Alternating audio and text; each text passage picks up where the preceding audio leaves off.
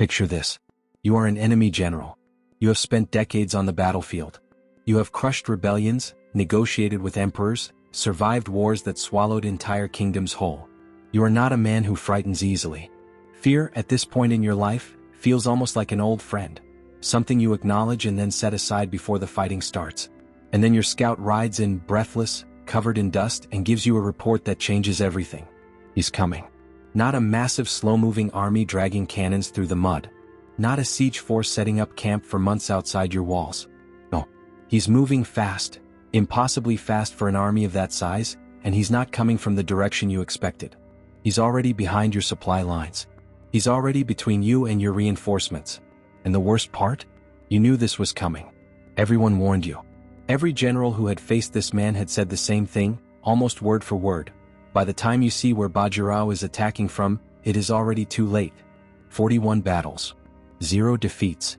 Not a single loss. Not even a tactical retreat dressed up as something else.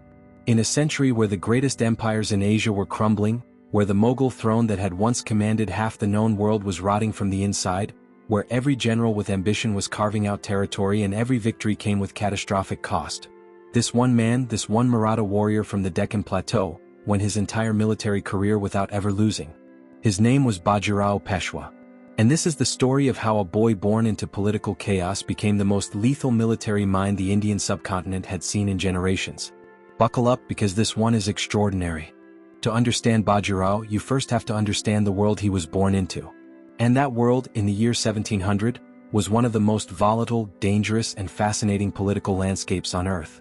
The Mughal Empire, which had at its height controlled most of the Indian subcontinent, from Kabul in the northwest to Bengal in the east, one of the wealthiest and most powerful empires in human history, was dying. Not quickly. Not cleanly. Empires never die that way. They rot. They fracture. They produce emperors who are more interested in poetry and court intrigue than in holding together the machine that their ancestors bled to build. And by the early 1700s, the Mughal machine was making sounds that everyone could hear but nobody wanted to acknowledge. Aurangzeb, the last of the truly powerful Mughal emperors, had spent the last decades of his reign in an exhausting, grinding war against the Maratha Confederacy in the Deccan. The Marathas, a warrior people from the rugged plateaus and hills of western India, had under the leadership of the legendary Chhatrapati Shivaji built something remarkable, a kingdom that refused to stay conquered. Shivaji had died in 1680, but the movement he created didn't die with him. If anything, it got more dangerous when it stopped being centralized around one man and became a cause, an identity, a way of life for an entire people. Aurangzeb threw the full weight of the Mughal Empire at the Marathas for 27 years. 27 years of campaigning, of sieges, of battles across terrain so difficult that elephants couldn't navigate it. He captured Maratha forts. He killed Maratha leaders. He spent so much of the imperial treasury that by the end, the Mughal Empire was financially hollow, a giant with no blood left in its veins. And he never broke the Marathas. When Aurangzeb died in 1707, he reportedly said that he had come into this world alone and was leaving it alone, and that he had not done good for the country. Whether he actually said that or whether history invented it for dramatic effect is debatable. What is not debatable is that his death triggered exactly what everyone had feared, a succession crisis that tore the Mughal Empire apart from the inside. Sons fought sons. Governors declared independence. The provincial rulers who had spent generations as loyal servants of the empire suddenly realized that the hand holding the leash was gone. The Nizam of Hyderabad carved out his own effectively independent state in the south. The Nawabs of Awadh, Bengal, and other regions became powers unto themselves in everything but name. The empire still technically existed. There would be a Mughal emperor on the throne in Delhi for another century and a half. But the actual power, the military and economic muscle, was bleeding away to the periphery. This was the world Bajirao was born into. Not a stable world of clear hierarchies and established powers. A world in flux. A world where everything was up for grabs, where an ambitious man with the right combination of brilliance and ruthlessness could reshape the entire subcontinent. The Marathas understood this opportunity better than anyone. Bajirao was born on August 18, 1700, in the city of Shinnar in the Deccan region of India, right in the heart of Maratha territory. His full name was Bajirao Balal Bhatt, and his family name, Bhatt, tells you something important about his background that often gets overlooked in the dramatic retelling of his story. The Bhatts were Brahmin. Not warriors by caste. Priests and scholars, administrators and advisors. The kind of family that dealt in words and law and religious authority, not in swords and cavalry charges. And yet, his father was Balaji Vishwanath, a man who had risen through extraordinary political skill to become the first hereditary Peshwa, the prime minister of the Maratha Confederacy under Chhatrapati Shahu Maharaj. The Peshwa was not technically the king. The Chhatrapati, the descendant of Shivaji, held that title. But the Peshwa was the man who actually ran things. The man who managed the armies, negotiated the treaties, collected the taxes, and made the 1,000 daily decisions that kept the kingdom functioning. Balaji Vishwanath was exceptional at this. He stabilized the Maratha state after decades of internal conflict following Shivaji's death, and crucially he negotiated a treaty with the Mughals in 1719 that not only freed captured Maratha leaders but established the right of the Marathas to collect chauth, a tribute, essentially a protection tax, from large portions of the Deccan. This was massive. It meant the Marathas had a legal, recognized revenue stream from territory they didn't even directly control. It was diplomacy as warfare, and it set the Maratha Confederacy on a financial footing that would fuel its expansion for the next several decades. Bajirao watched all of this. He was a child, then an adolescent in his father's court. He traveled with Balaji Vishwanath on diplomatic missions, including the famous journey to Delhi in 1719 where his father negotiated directly with Mughal power brokers. He saw how politics worked at the highest level, the alliances, the betrayals, the careful management of egos, the moments where a well-timed concession was worth more than a battlefield victory. But Bajirao was also something his father was not. From an early age, it was clear that this boy had an almost physical relationship with the idea of warfare. He was obsessed with military history, not just Maratha history but campaigns from across the world, strategies employed by commanders across centuries. He trained constantly. He could ride before he could properly read. He understood terrain the way other children understood games, instinctively, immediately, with a kind of joy that alarmed some of the adults around him. His mother, Radhabai, reportedly said that her son had been born with a sword in his soul. Whether that's a real quote or a later embellishment is impossible to say, but it captures something true about who Bajirao was from the very beginning. He was not going to be a Peshwa who managed things from behind a desk. He was going to be a Peshwa who won things on horseback. In April 1720, Balaji Vishwanath died. He was not killed in battle. He was not assassinated by a political rival. He simply died, illness, exhaustion, the accumulated weight of years of relentless political maneuvering. He was somewhere around 50 years old, which in the early 18th century, after the kind of life he had led, was not a particularly young age to die. But his death created an immediate crisis. The Maratha Confederacy at this point was powerful but not stable. There were competing factions, rival claimants to influence, generals who had their own agendas, nobles who had their own ambitions. The position of Peshwa, the office that Balaji Vishwanath had spent years building into genuine power, was suddenly vacant. And the man who wanted it was his 20-year-old son. 20 years old. Think about what that means in context. The men Bajirao would need to command, negotiate with, and occasionally outmaneuver were experienced veterans of decades of warfare and court politics. Men who had seen empires rise and fall. Men who had absolutely no reason to defer to a 20-year-old Brahmin boy, no matter whose son he was. There was a legitimate argument, made by several powerful figures at the time, that the Peshwaship should go to someone older, more experienced, more proven. The stakes were too high, the situation too volatile for on-the-job training. Chhatrapati Shahu Maharaj disagreed. Shahu, the Maratha king, had known Bajirao since the boy was a child. He had watched him grow. And he saw something in this 20-year-old that the skeptics were missing. Not just intelligence, not just ambition, but a quality that is genuinely rare and almost impossible to teach. The ability to see an entire situation clearly from all angles simultaneously, and then act on that clarity without hesitation. There is a story, possibly apocryphal but widely repeated, that when the court was debating who should become Peshwa, Bajirao made a speech that ended any real discussion. He reportedly said, paraphrased, "The Mughal tree is old and rotting from within. Its branches are dying. Now is the time to strike at the trunk, not nibble at the edges. Give me this position and I will plant the Maratha flag on the banks of the Indus." Whether those were his exact words, the sentiment was real. Bajirao had a vision, not a defensive vision of holding what the Marathas had, but an aggressive, expansionist vision of making the Marathas the dominant power in all of India. Shah gave him the position. And Bajirao got to work immediately. Before we get into the campaigns, and we will get into them in extraordinary detail, It's worth stopping here to understand what made Bajirao's military approach so different from everyone around him. Because it wasn't just that he won battles. It was how he won them. The conventional military thinking of the early 18th century in India was heavily influenced by the Mughal model. And the Mughal model, at its core, was a model of overwhelming force combined with siege warfare. You built a massive army. You dragged it, along with enormous numbers of elephants, cannons, supply wagons, camp followers, and all the infrastructure of a moving city across the landscape. You planted yourself outside an enemy's fort and you ground them down through attrition, cutting off supplies, bombarding walls, waiting for hunger and disease to do what direct assault couldn't. It worked, for a while, against certain kinds of enemies. But it had massive weaknesses. It was slow. A Mughal army on the march moved at a pace that could be tracked, predicted, and avoided. It was expensive. The logistical tale of a large Mughal army consumed resources at a terrifying rate. And it was rigid, committed to a strategy of siege and attrition that couldn't easily pivot when circumstances changed. Bajirao looked at this model and essentially threw it out. His philosophy, boiled down to its core, had three principles. First, speed is armor. An army that moves fast enough doesn't need to defend itself because the enemy never knows where it is until it's already too late. Bajirao built his forces around light cavalry, fast, mobile, living off the land rather than depending on supply lines.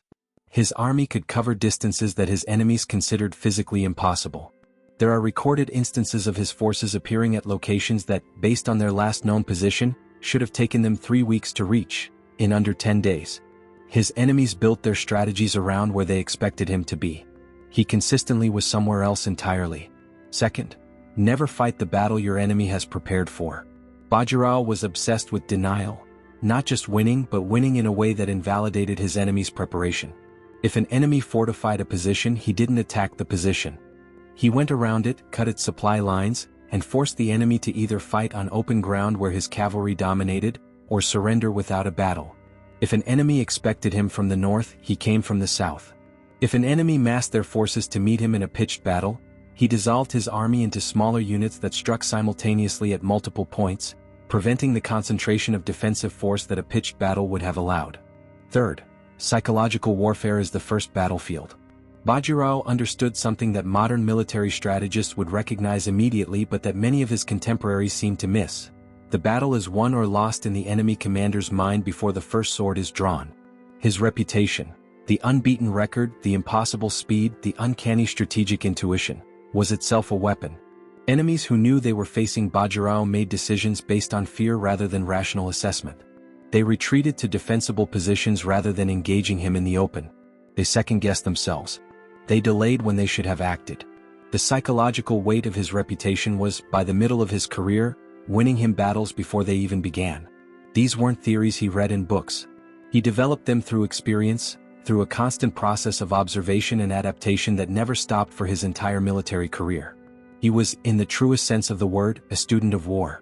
And he was the best student that particular school had ever produced. The men who had argued against Bajirao's appointment didn't stay quiet once he became Peshwa. They watched. They waited for him to fail. In court politics, patience is a weapon, and there were men in the Maratha court who had been practicing that weapon for longer than Bajirao had been alive. He gave them nothing. In the first months of his Peshwaship, Bajirao moved with a speed and decisiveness that was almost disorienting to those around him. He reorganized the revenue collection system his father had established, making it more efficient and harder to manipulate by local officials. He cultivated relationships with key military commanders, not through empty flattery but through demonstrated competence. Sitting with them, learning from their experience, absorbing everything they knew about the terrain, the enemy forces, the logistics of extended campaigns. And then he started fighting. His early campaigns, against the Nizam's forces in the Deccan, against various smaller rulers who had been encroaching on Maratha-held territory, were not the legendary battles that would come later. But they were important for two reasons. First, they worked consistently, efficiently, without the catastrophic losses that everyone had privately predicted for an inexperienced 20-year-old commanding veteran soldiers. Bajirao won, and he won in ways that made his commanders realize they were dealing with something genuinely unusual. Second, they gave him data. Every campaign taught him something, about the terrain of a new region, about the capabilities and weaknesses of different enemy forces, about the logistical challenges of moving an army across the specific geography of different parts of India. He was building, battle by battle, a mental map of the subcontinent that would eventually allow him to plan campaigns of extraordinary complexity. The doubters grew quieter. Shahu watched all of this with what appears to have been genuine admiration. The relationship between the two men, the king and his prime minister, was by all accounts unusually close for the political culture of the time. Shahu trusted Bajirao in a way that went beyond political calculation, and Bajirao responded to that trust with a loyalty that never wavered despite constant attempts by court rivals to drive a wedge between them. By the mid-1720s, Bajirao was ready for something bigger. And the Nizam of Hyderabad was about to give him the perfect opportunity. Kamaruddin Khan, the Nizam-ul-Mulk, the founder of the Hyderabad state, was one of the most capable political operators in early 18th century India. He had served the Mughals faithfully for decades, risen to become one of the most powerful figures in the empire, and when the empire began to fracture after Aurangzeb's death, he had moved with extraordinary skill to carve out his own effectively independent domain in the Deccan. He was not a fool. He was not an overconfident general who didn't take his enemies seriously. He was experienced, cautious, and well-resourced. His army was substantial, well-equipped, and led by commanders who knew what they were doing. He also had a particular problem with the Marathas. The treaty that Bajirao's father had negotiated in 1719 had given the Marathas the right to collect chauth, the tribute, from large parts of the Deccan, including territory that the Nizam considered his own sphere of influence. The Nizam had never really accepted this. He saw the Maratha revenue collection in his territory as an infringement on his sovereignty, and as he consolidated his own power, he became increasingly resistant to paying what the Marathas considered their due. Tensions had been building for years by the time Bajirao became Peshwa. What Bajirao did was accelerate those tensions deliberately, not out of recklessness, but because he recognized that a confrontation with the Nizam was inevitable and he wanted to choose the terms under which it happened. He pressured. He pushed. He made demands he knew the Nizam would refuse. He created a situation where war became unavoidable. And then he planned exactly the war he wanted to fight. The result would be the Battle of Pakht, which we will cover in its own full episode because it deserves that. But for now, understand the setup. This was not a grudge match, not an accidental escalation. This was Bajirao, at 25 years old, deliberately engineering a confrontation with one of the most powerful rulers in India because he was confident, completely, entirely confident, that he could destroy him. That confidence was not arrogance. It was calculation. And it was correct. By the late 1720s, the transformation was complete. The 20-year-old who had taken power amid skepticism and doubt was gone. In his place was something else entirely, a commander whose reputation had spread far beyond the Deccan, whose name was being spoken in the Mughal court in Delhi with a mixture of concern and grudging respect that the Marathas had never quite inspired before. What had changed? Results. Consistent, undeniable, impossible to dismiss results. But also something harder to quantify. The way Bajirao carried himself had changed, not in the direction of arrogance, but in the direction of absolute, settled certainty. The certainty of a man who had been tested repeatedly and found repeatedly that he was better than his tests. There is a particular quality that certain commanders develop after years of consistent success, a kind of stillness under pressure, a refusal to be rattled by circumstances that would panic ordinary men, and by his late 20s Bajirao had it completely. His soldiers noticed. His enemies noticed. His allies noticed. There is a letter from one of his contemporary observers, a Mughal court official whose name has been somewhat lost to history, that describes watching Bajirao receive news of a significant enemy movement that had outflanked one of his subsidiary forces. The observer expected panic or at least visible concern. What he saw instead was Bajirao studying a map for perhaps 30 seconds, then calmly issuing a sequence of orders that, over the following week, completely reversed the situation. No raised voice. No visible stress. Just the quiet competence of a man who had already thought through scenarios like this and knew exactly what to do. That quality, that unflappable, almost eerie calm in moments of crisis, may have been the most frightening thing about him. The boy born in 1700 into a world of collapsing empires and shifting power would spend the next 4 decades reshaping that world according to a vision that almost no one around him fully understood until it was already happening. He was not yet the legend. Not yet. In 1720, when he became Peshwa, he was a promise, extraordinary, electric, but still unproven at the highest level. The proof was coming. 41 battles worth of proof. In the next episode, we go deeper into how Bajirao took that promise and turned it into power, how he managed the politics of the Maratha court, built the coalitions he needed, and prepared himself for the confrontations that would define his legacy. The Nizam is watching. Delhi is watching. And Bajirao Peshwa is just getting started. If you made it this far, you already know this story is worth following. Subscribe because we are just scratching the surface of one of history's most extraordinary military careers. And leave a comment. What do you know about the Marathas? Because I have a feeling most of what you've heard doesn't come close to the reality